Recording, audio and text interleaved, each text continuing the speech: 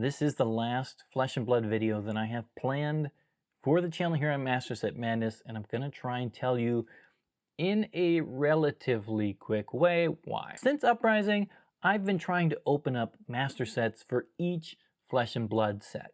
Yes, I've been trying to open single packs until I found every single card and every single variation. We all knew all along that it was a little bit wild. Some would say madness, but it was fun. And I wanted to share opening boxes of Flesh and Blood with other people. I wanted other people to enjoy Flesh and Blood cards as much as I did. Now, from a purely business, make wise financial decisions perspective, I shouldn't have filmed any box openings. I shouldn't have done any of them, or maybe one or two per set. But that wasn't what I was going for. I wanted to create something that gave people the chance to watch crazy box opening videos and different things and experience something that they wouldn't be able to do on their own. Before I started the channel, I was opening boxes by myself. And now, having done both, I can very clearly say it was way more fun sharing box openings with you than doing it all alone. How many people got excited about Flesh and Blood when I was opening boxes on my own? Maybe one. How many people got excited for Flesh and Blood when I was opening cards on the channel? Somewhere between 1 and a million? Okay, probably closer to the first number. I have no idea. Nobody has any idea. I wish there was a cool way to track that. But the problem was, creating content for this vision of making fun box openings for people to watch and enjoy was not super compatible with sustainability. We were talking about this way back in Dusk Till Dawn. I don't want to go super far down that trail in this video, but let's just say that the best content for business is not always the best content for generating views. There's a reason other stores don't do what I do. Anyways, for each season of Master Set Madness, I tried to evolve it a little bit and find a better balance between making fun content that people watched and making it sustainable. And it was a journey. Finally, in Heavy Hitters, I opened a complete master set. It took a long time to get there, and oh my goodness, it was exciting. From there, I decided, you know what? Let's amp this up a little bit. So we went all in on Part the Mistveil. We got the master set for Part the Mistveil. We opened a master set for the Hunted. We almost had one for Rosetta, except for that thorn in my side. Except it wasn't actually at my side. I'll admit, I went a bit far into the kind of madness side in these sets, but I had a plan. I had a plan for the upcoming sets for High Seas. How do we pull this together and just make the content and the sustainability and all this good stuff work so well together? High Seas was the next set, and it was high excitement for me the whole way that they had described the pack distribution and what you could get. It just felt like a culmination of all these little changes in what they put in booster packs and how they organized it that I'd been talking about for years as I'd opened thousands and thousands and thousands of packs of Flesh and Blood.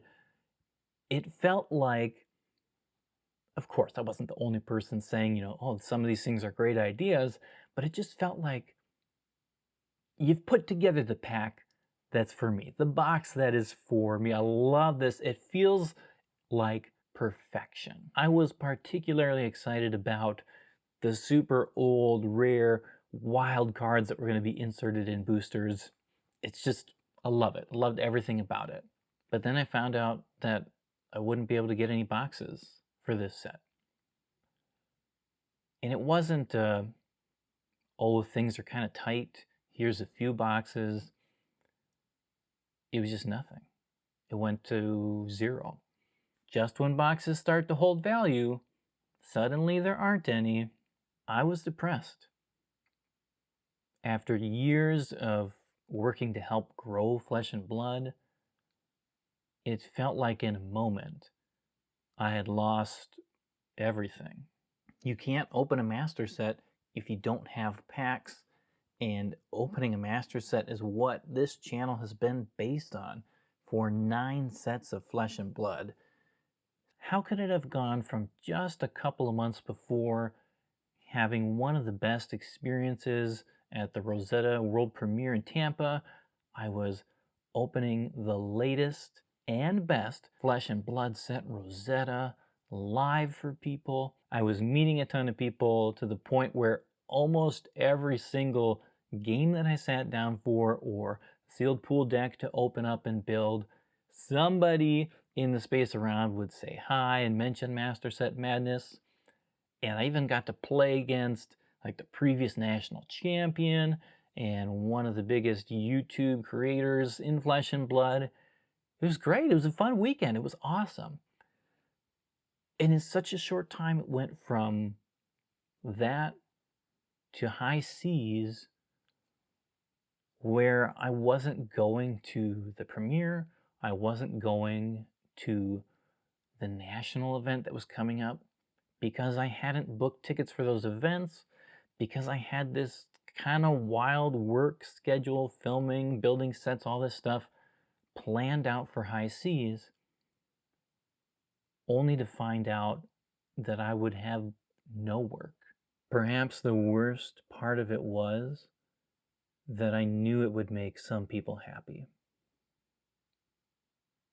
I knew there were some people in the Flesh and Blood space who would be glad there was no Master Set Madness for high seas.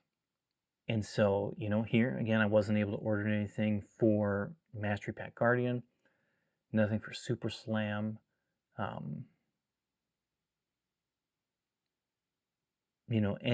Any sense of customer base or anything that I built up has been, kind of it's been pulled apart because of that. And again, for some people that's kind of what they wanted and what they were hoping for. They got what they wanted. I'm not going to let that be the thing that defines what everything here for Flesh and Blood has been for me. But it's clear that it's time to move on. Some of you might ask, why don't you do some smaller things with Flesh and Blood? Right? Why don't you just do a couple box openings, little things here and there? You can still enjoy the cards and everything. But I was in so deep. So deep.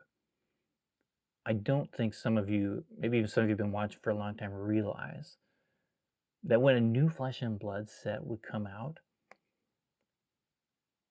that meant I was spending 14, 16, 17-hour days of working with Flesh and Blood, looking at Flesh and Blood cards or envelopes or boxes or whatever we were doing for weeks. Man, I was in so deep that I can't enjoy dipping my toes in a set here and there.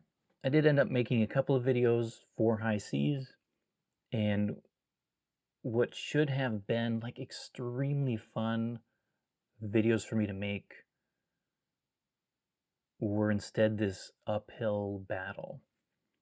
I have next to me here this set of Dusk Till Dawn, which is mostly complete, but I mean, back in the days, we didn't actually complete any of our sets. And oh man, I love it. One of my favorite, gosh, these are still, terrible shot there, but they're still some of the best looking cards in any game. But I never got to making the binder in that one because of just how things were going. And I look at it and I think, man, even that doesn't sound fun anymore. And this is supposed to be fun. Feel that if I can't fully embody that in videos, I can't just do a few here and there. It's in or out. And I'm going to feel a lot healthier at this point, taking a step back. Man, I'm gonna miss Flesh and Blood. Like, I was surprised how hard it was to admit to myself that I just couldn't continue Master Set Madness for Flesh and Blood. It was hard to admit how difficult making this video was. I've gone through like 20 variations on what I should and shouldn't say and tone all this stuff. It's just like, at some point, you just gotta say something. I'm sorry it took me a little bit longer than I wanted to let you guys know. For those of you who've been asking, where's Master Set Madness? What's happening? Are you gonna do stuff for the next set? No, I'm not. I don't have any plan to film anything for Super Slam, but I do want to say thank you. What made this whole experience and enjoyable was really you.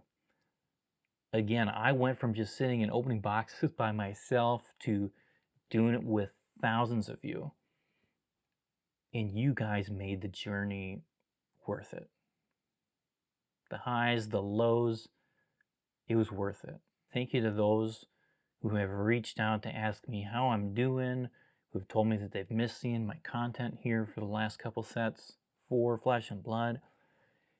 Thank you to everybody who made this whole crazy wild journey possible with Flesh and Blood, either by supporting me through Patreon or through going over to the website and buying some singles or a playset. Thanks to everybody who came and said hi at an event. And of course, thanks to the team at Flesh and Blood who has let me open a few boxes for different preview seasons over the years.